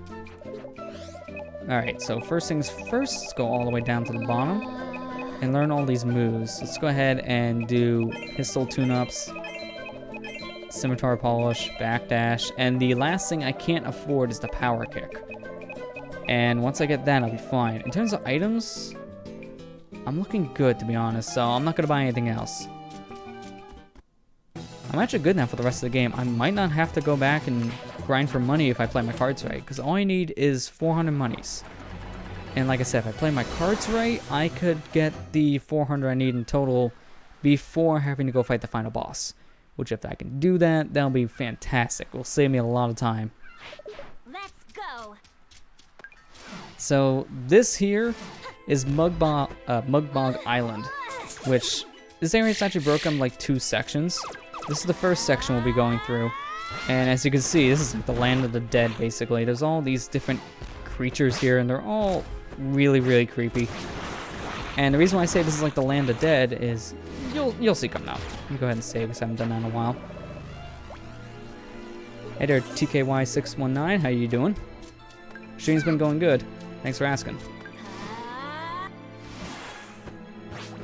Right over here, I'm gonna go ahead and get a Heart Squid, and immediately afterwards, get a Cacklebat.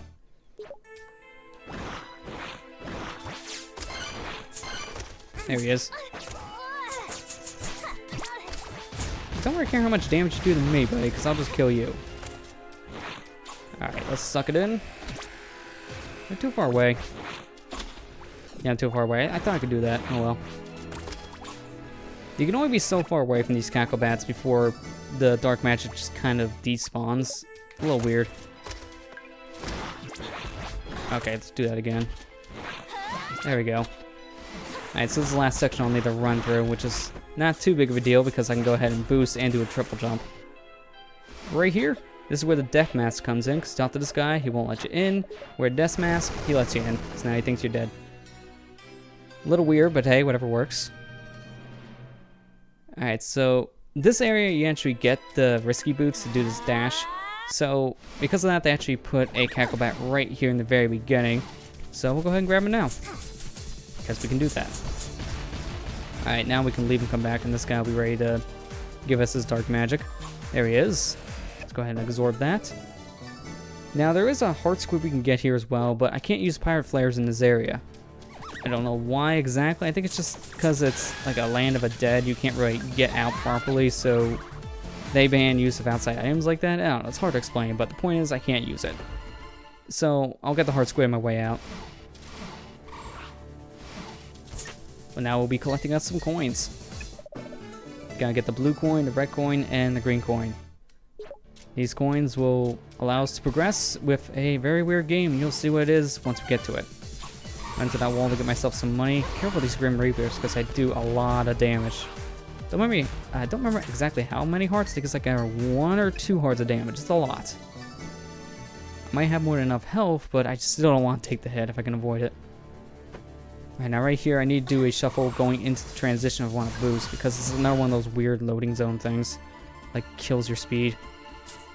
Alright, one more time, please. There you go.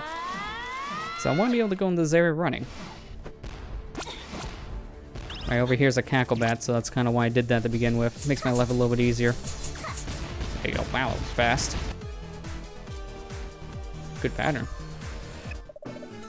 There's a heart squid we can get back in the previous room, but we have to backtrack through here anyway, so we'll get on a return trip. Can I please kill you? No? Okay, well, you can live. I don't know why I'm bothering doing the dash here, because I immediately have to kill it. These dang ghosts, I swear, they always pop in the worst places. Alright, so right here I'm going to do another risky shuffle, because I'm creating a nice little shortcut. You're supposed to use this on the way back, but because I can actually do that shuffle to gain speed now, well, makes it easier. And plus, you're not even supposed to be able to do that your first time here, because Pirate Mode lets you do it now, but normally you wouldn't have the ability to dash until after you beat this dungeon, which means after you collected these coins. It's a mess. Also forgot those gems here. Yeah, this is a fun game. It can get frustrating at times, but then again, whenever you're going for 100%, like what game doesn't get frustrating, am I right? But I don't like what these coins do, and you'll see why here in a second. Oh man, I'm glad I had the recovery for that one. Alright, let's go ahead and get up a shuffle. There's a platform where you can make the actually do the dash, but because I can shuffle around, it really won't matter. Grab the heart squid now. And since now we got all 3 coins, we can go ahead and take them back here to the center, give it to these 3 colored people, and play a game of heads or tails, which is why no one likes these. So my method is just to keep on guessing until I get it right. I think after a while, the game just does a failsafe and just makes sure you get it right no matter what. I think it's like after like 6 or so tries. But usually what I like to do is guess heads twice, then tails. Apparently this time it's all heads. That never usually happens. Yeah, this coin game is just a mess. I think I failed it too many times with the game just to say, you just have it. I don't remember how many times it is, but like I said, it's like 6 or something like that. Yeah, we give her the locket. She gives you a hopeful flame. And now we need to go ahead and create a fire with this. So let's get out of here. Seriously, that coin game is just... That's just a pace breaker. It's all just random because you're either going to get it right or get it wrong. There's no way you can manipulate it to always win unless you keep on failing it. But you light the flame here. You summon this guy. Don't know who he is. But he gives you his melee musk, which will get us to the dungeon. So let's just go ahead and enter our 4th dungeon here. And let me remember where all the heart squid. One heart squid would be like right in... pretty far in the beginning, actually, so that won't be too bad. Then here, too, I do have to go on my way for, unfortunately. But like I said, won't be that bad. Oh, it's after 3 fails is an auto win. I don't know why I was thinking it was a lot higher than that.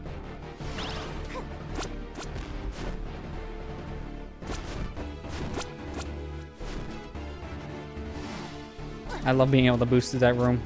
So nice. Alright, right here gives me a full heal, so we'll take that. and get some money while we're at it too. Let's go ahead and get the boost ready. And let's just go through the floor.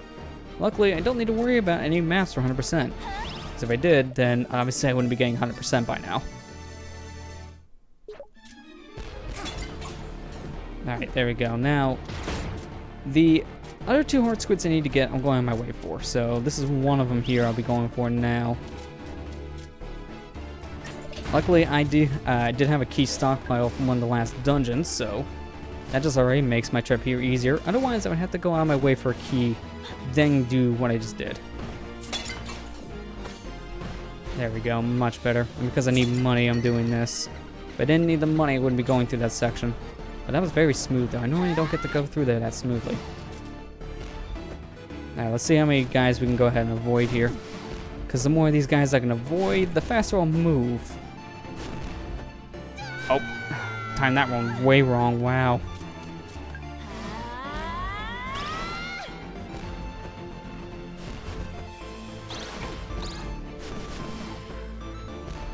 It's right here I want to go ahead and just drop it off. I dropped it off like one platform too early, but need the boost here to get this heart squid. And this is like the major one I've already had to not backtrack for, but go on my way for. I only need like less than 50 gems before I have max gems. Or not max, the maximum amount I'll need for the game. Which, actually, I'll just grab this. There we go. Wasn't gonna grab that pot at first, but I figured, yeah, it'd probably be best if I did.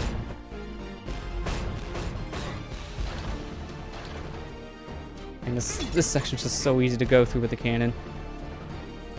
Yeah, I actually want to backtrack for that one entirely. That'd be a good idea. So I'll go up here and then I'll go through. There we go, much better. And then I can just go back through the way I came. Or I can go back down here and then come back up, which is much easier.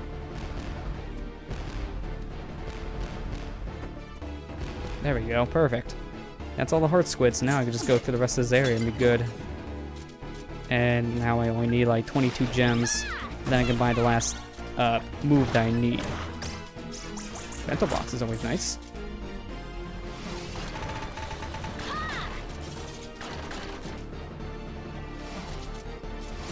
Oh wow, I'm surprised I made that jump. That was really good. Alright, let's go ahead and save here. Get my monster milk ready. And now it's time to fight this boss. So what you're supposed to do against this boss is you use your newly found risky boots to run into these ice switches on the sides. And then you would jump on the pillars it has, fall down from the ceiling to attack the boss. Not doing that because I have the ability to jump high. Oh, I'm like timing this all wrong too. There we go, much better.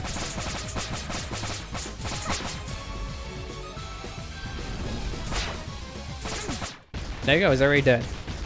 Makes it easier when you have the cannon just to do the triple jump, because then you can just whack him in the head, stun him immediately, and then just attack like mad. And because not only my hair is fully upgraded, but I have the Super Pike Ball and Monster Milk activated, you can just go down in like a minute.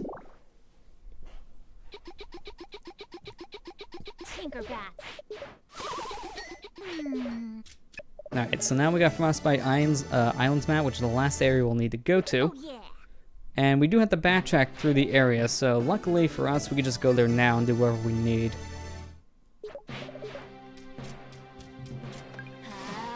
But we got the lost soul there, so that's in our story. Oh wow, the gems don't respawn. I thought they would after going to the dungeon.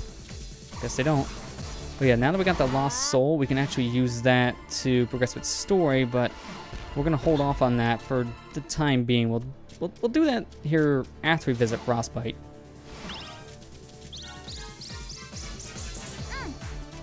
But now we can go ahead and collect this heart squid.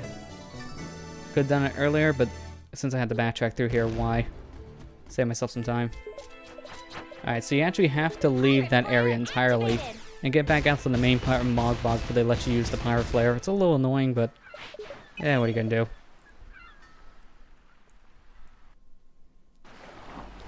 And that should be everything in Mogbog. Let me check. Yeah, that's everything. Seriously, after I missed the one Cacklebat in Saliva Island, I just have to double check right now. Ready.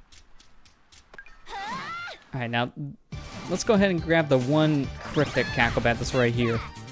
You need to run to this wall max speed, and then a Cacklebat just randomly appears. How would a first-time player know about that?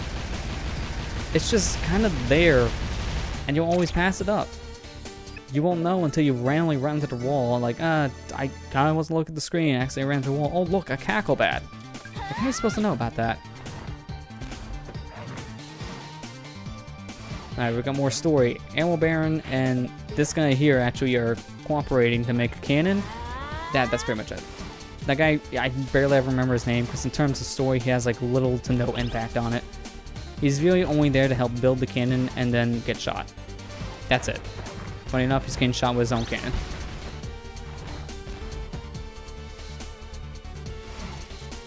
Right now, there should be our next Cacklebat right here in this screen.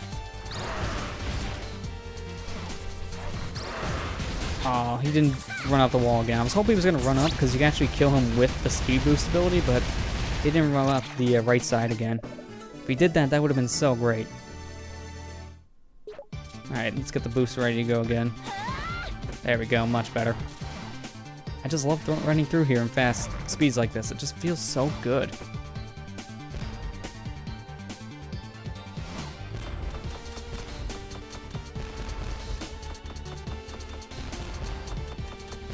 Alright, I'm gonna go ahead and grab myself a heart squid here, and then I think I'm gonna do another safety save after I do it, because I'm actually gonna be doing something a little risky. Alright, let's first do the save here. And let's grab that heart squid I'm talking about first. Didn't want to hit that platform, but not that big of a loss. Now, let's see. Let me see if I remember this correctly. I didn't go in this one first, then I hit down, then I hit right. I think I remember it right.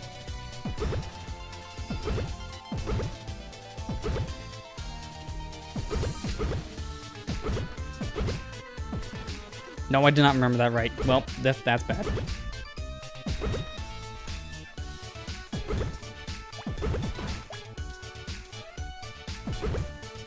I'll try one more time, then look up the solution really fast, because I don't want to be here all day if I'm trying to go fast.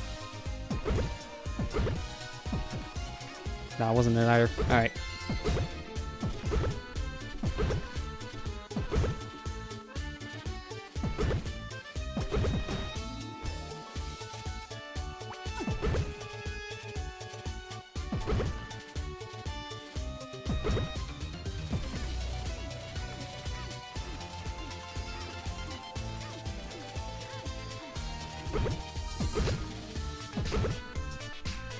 Way to mix up my directions. It's down on the left. I never remember this one. This one's always hard to remember for me for some reason. Alright, let me just go ahead and kill myself now. Make this trip a lot faster. And because I don't trust myself, I could just go on right away, but no, we're not doing that. We're gonna go ahead and do a safety save real quick. It'd just be easier if I do it this way.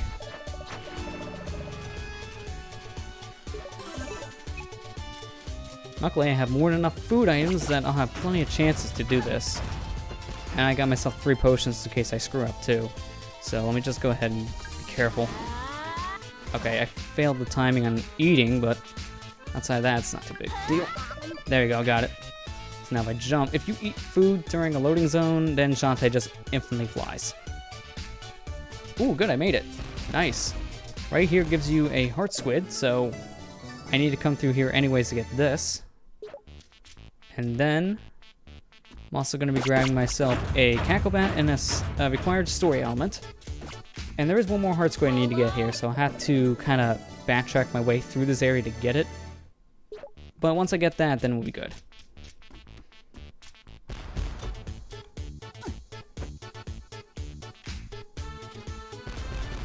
Yeah, just being able to fly through that area just makes it so much more convenient to travel through. Obviously, you're not supposed to do that. Oh, my jump was already eaten up. Well, I kind of forgot I already used my 3rd jump. Love that Cacklebat. Goodbye there, Cacklebat. And that was the last one in the game. We got 20 dark magic souls here, so no more cacklebats for us. Now let's just go ahead and get the last heart squid in this area, and then we'll be able to leave.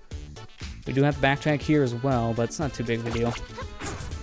Let me go ahead and kill this guy real quick. Oh, I killed him with that attack. Right here, this is where our final heart squid is. Or final heart squid in this area, not the final one in the game. There we go. Pyre Flare out of here. I'm not actually sure if I'll try to like seriously speedrun this game. I like to do it for fun. Because I've actually like tried to do like serious attempts, so to say, like time myself, and it was a train wreck. I got a lot of learning to do if I want to actually consider myself like a real speedrunner of Shantae. I just picked a lot of the stuff up from watching speedruns and wanting to do the 100% speedrun challenge thing you have to do in this game. So, like I'm not a full-time like speedrunner on this just yet, maybe. I just like going through this game fast, it's so much fun.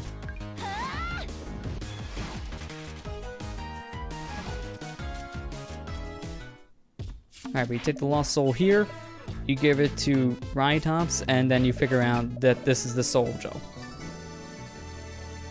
But also, if you get the death max to this guy here, he gives you a free Pyre Flare, so that helps for backtracking. I have more than enough flares to beat the game with. I kind of over-predicted how many flares I would need, so I bought more than I actually, well, need to beat the game. Not a big deal, to be honest, because, well, it does help. So now we need to do one more thing before we can go ahead and give all these things we collected so far to the Emerald Baron. And, well, we're only giving him one thing, and two, we're giving back to Joel before we can even talk to the Emerald Baron. Just kind of make our life easier, because I know I have to talk to him once. Instead of having to talk to him once, leave the area and talk to him again.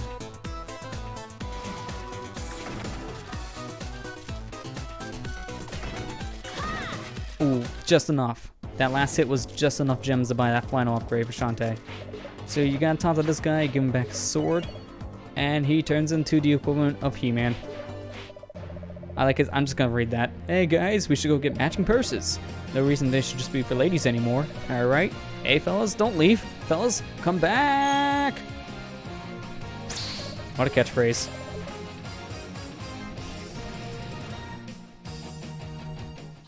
And someone at home is shouting gay really loudly right now. Which, to be fair, everyone said that every time they watched He-Man. Alright, but now that we got that done, the two ladies we saw back in Saliva Island were actually working for Emerald Baron, and now they're back on shift, which is good. Now that Joe's back alive, he dumped Sky, went heck of a way for him to think. So that's done. And now we just gotta give him back his targeting module here, and now we can go ahead and go to our final dungeon. Thanks to the genius that is Bolo, he screwed up once again and actually helped us.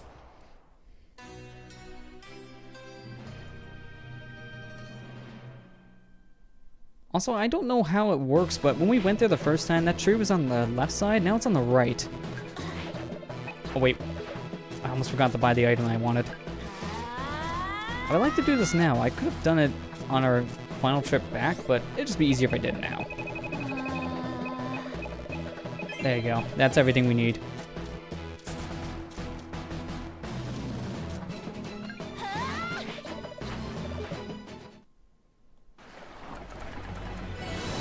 So our final 3 heart squids are in a dungeon. Alright, we're set. All I gotta do is grab those last 3 heart squids and I can just beat the game.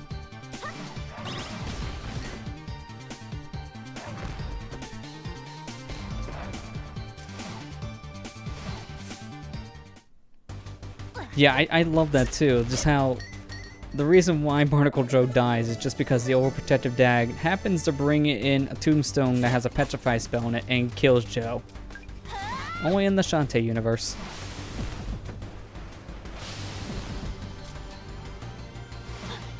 Alright, so let me go ahead and save. Always like to save whenever I have a chance to here in the dungeons. And we'll go ahead and get our first heart squid and a key right away. I already got myself my first key. which I can use that right now if I wanted to, but nah.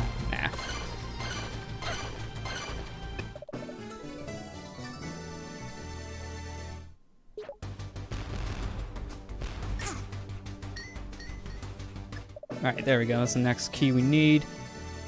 And to be honest, I could have just got the thing we needed right away. We'll just go ahead and backtrack around for it. So we'll go ahead and go to where Risky's cannon would be located, because we need to get that heart squid. So we just add... Actually, I think there's a key over there, so what's the point? You know what? I just have a better idea. We're not going to go this way. We're going to go around. I'm making my life just so much complicated. Like, no, let's do this now. Let's do that. Let's just go one way, and then that's it.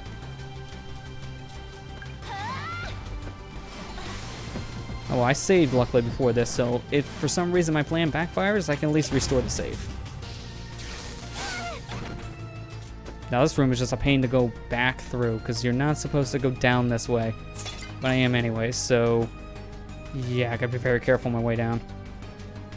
Alright, so I would normally get the Risky cannon in here, but I already got it, so let's just leave. I do like that touch though, that if you have the cannon already, they just kind of flat out skip collecting it.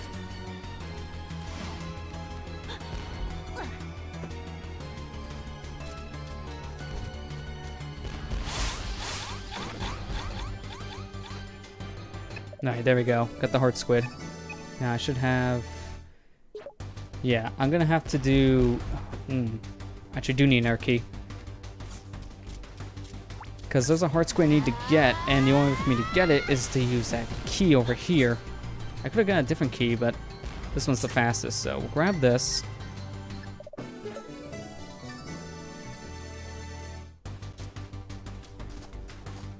Oh, there's a really cool trick I actually skip out on doing by going this way, unfortunately, because the heart squid is located like right next to where the boss is located. So unfortunately, if I do things this way, I'll be skipping that trick. We'll see if I can still pull it off just for fun.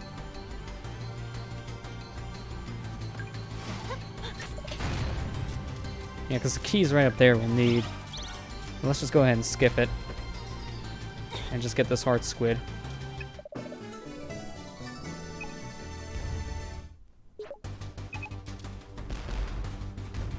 Alright, now, normally you get the key. I just want to do this for fun, so we'll go ahead and swap back over to a food item.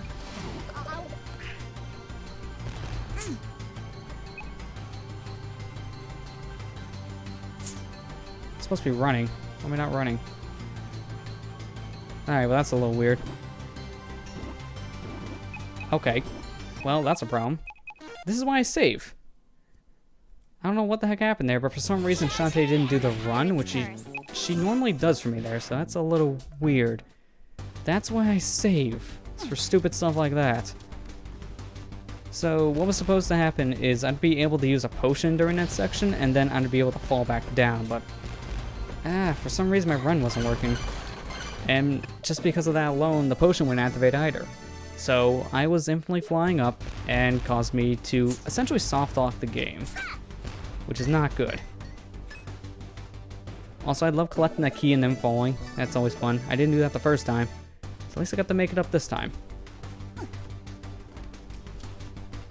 Alright, so I tried it. This time we'll just do it the intended way because I don't want to glitch it again and have to redo everything again. I tried to show it off, which is the unfortunate part. That's what safety saves are for. Whoa. Oh. Yeah, I did whip my hair after jumping, but for some reason it ate the input, I'm guessing, because it didn't activate? I don't know. It's weird.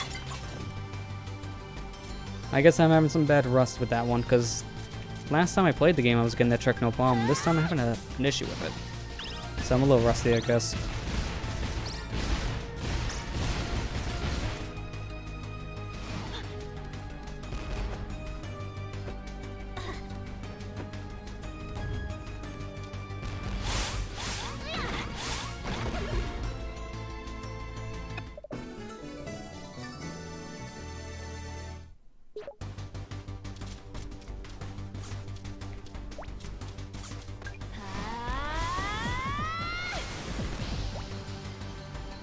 Okay, now we're back to where we were.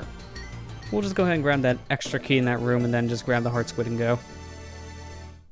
Don't want our mishap. Just in case something stupid happens, even if I safety save. Whoa, okay, that was a little weird. My input for the hat was getting eaten up a little bit, but it didn't matter because I ran on all the platforms. That kind of makes you nervous.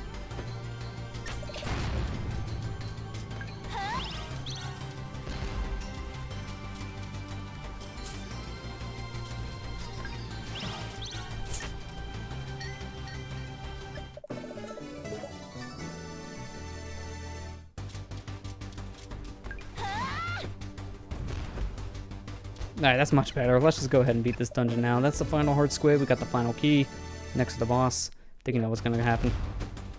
Let's get out of here. Now this is weird. Like, this is the only boss in a dungeon that doesn't have a save man next to it. I don't know why there's no save point with this one, but whatever works.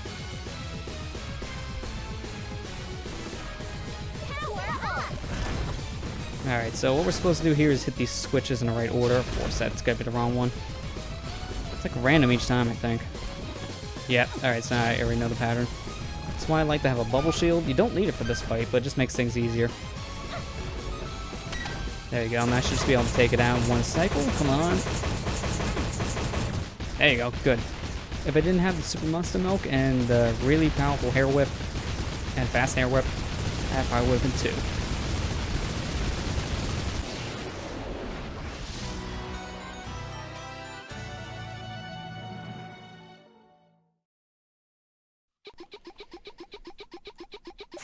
Alright, so this is our final map, which will lead us to our final area.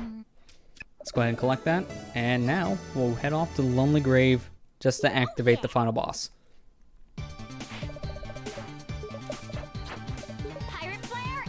Even though it's not that far away, I'm still using this flare. It's not like I have 3 of them in my inventory. I have more than I need. That's the last one we'll use, because I think it's actually slower to use the Pirate Flare in the Lonely Grave, because I am leaving the area. I think it is slower to use it, so I'm not going to.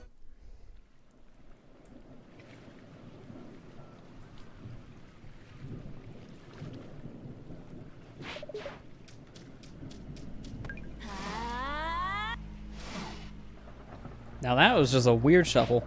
I like just boosting in here just for that reason. Just looks goofy. There's the final boss. And he's kidnapping Risky. Taking the skulls on her, and then leaving. Well, that happened. Hey, at least we're getting out of the pirate our ship. I mean, wow, that came out wrong. We can go ahead and, well, drive the ship.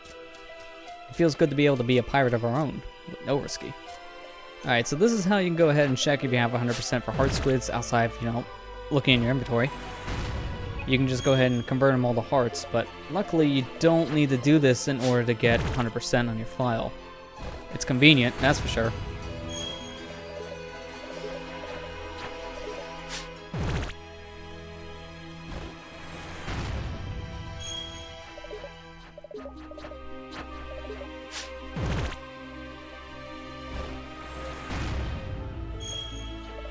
Alright, there we go. That's max hearts, so that means we did 100% the game. Now let's just head off to the final area. And I like this right here, this theme you have for going through the Skulltown area in general now. It does change, but the one going through the fields, it's actually a remix of the night theme in the first Shantae game. It's so good. Well, wait. I need to talk to you, because I want to save. I never trust myself when I do these food glitches, and this one in particular, it does help to have a safety save. This is probably one of the easiest ones, but I still don't trust myself.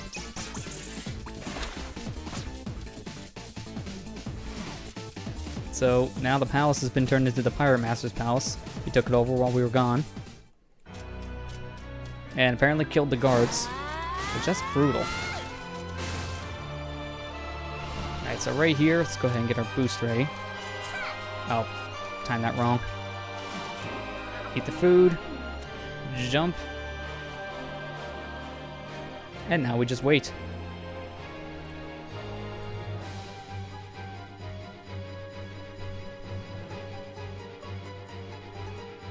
There we go. We did it. All right, now I'm going to save this guy real quick. Quit the game, and if I have a 97% file, that means we did it. We 100% the game. Shantae and the Pirate's Curse. We did it. That's 97%, so I didn't miss anything. Thank God. It's the worst feeling in the world when you get to the end of your game. You think you got everything, and then it turns out, oh, you missed this one thing, and you have to replay the entire game to fix that problem. That's why I like to check before I fight the final boss. It saves me a couple minutes. Monster Mill, Super High Ball. Now this guy right here. This is why I wanted to have the bubble shield. It makes some of the tasks completely useless, and I have enough for this fight. Well, actually, I only have one more. That might not be enough, but I can make do.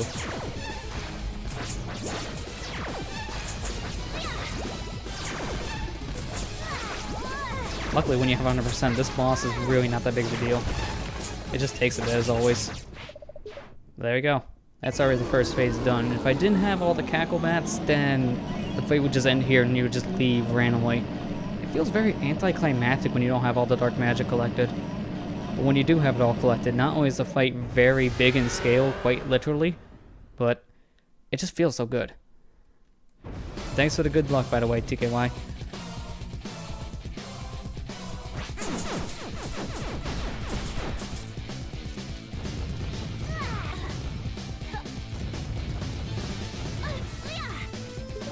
That's why I bought the potions. You want to attack? Okay, good. Now, I don't have enough super pikes. Oh, I did press the button enough times on the screen. I don't have enough super pikes, but I do have enough super monsters. And I have like 9 pike balls. It's not a big deal. I'll just use that in exchange. Because I want to save the super pikes for the third and final phase I'll have to deal with. And I wasn't expecting that.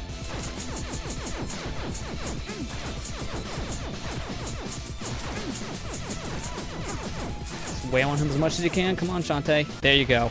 Good. That was very good.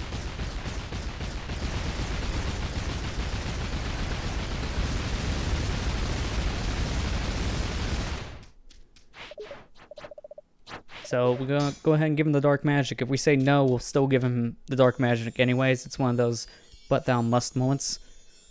And somehow we converted that dark magic back into good magic, which is exactly what Shantae needs to become a half genie again.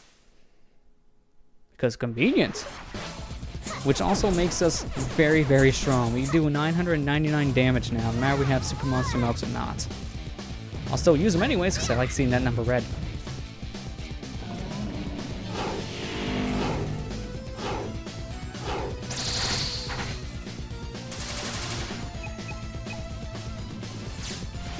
Now this is the part I would like to have a bubble shield for, but because I don't have it, I just have to dodge. It's not too big of a deal. If I stay near the side of the screen, I can be fine. And here I just run. Easy.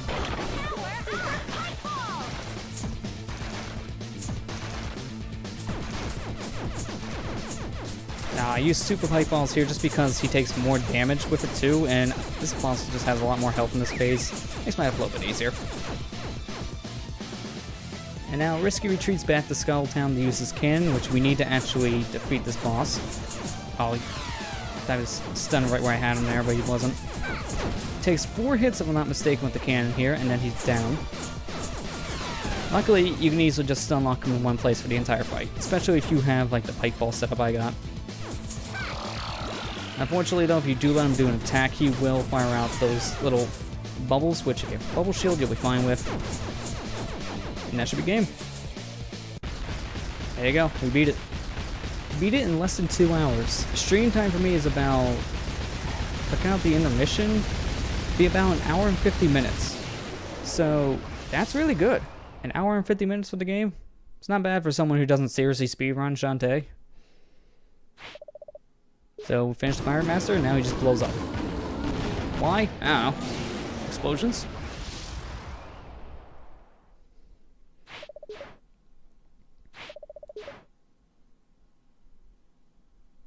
So yeah, Risky takes back all her stuff now. She subtly thanks you for all the help and then just leaves.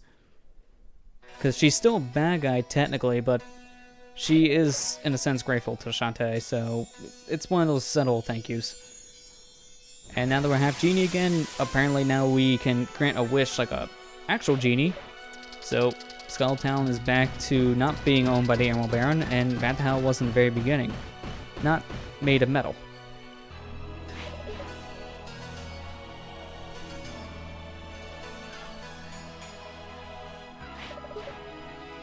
I skipped the line. I just want to go ahead and like skip through all this because I'll probably actually go ahead and play something else after this. But I just want to go ahead and mention what Roddy says there. It's funny. She's like, "Man, we can be friends now, Shantae. I won't do anything to screw it up." And like one of the lines she does say is like, "Can we have her? Can we eat her for dinner?" And the brother's like, "See, that kind of stuff just gets you in trouble." I don't remember if it was during the final cutscene or it's one of the other cutscenes, but it's just a great line. That's it. That was the entire game right there. So let's just go ahead and speed through these credits real quick and see what our final totals are. I should have 100%, and I should have a less than 2 hour 30-minute time in-game time. If I do that, then I'll unlock the final wallpaper in the game.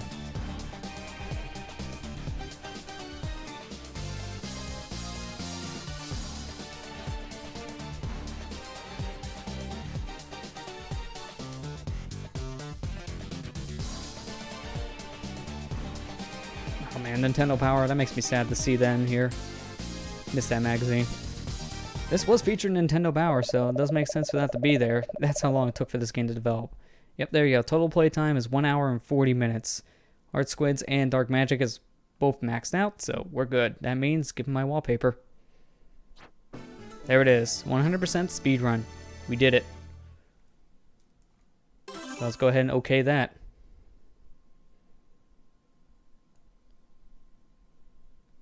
Man, that was a good run, actually.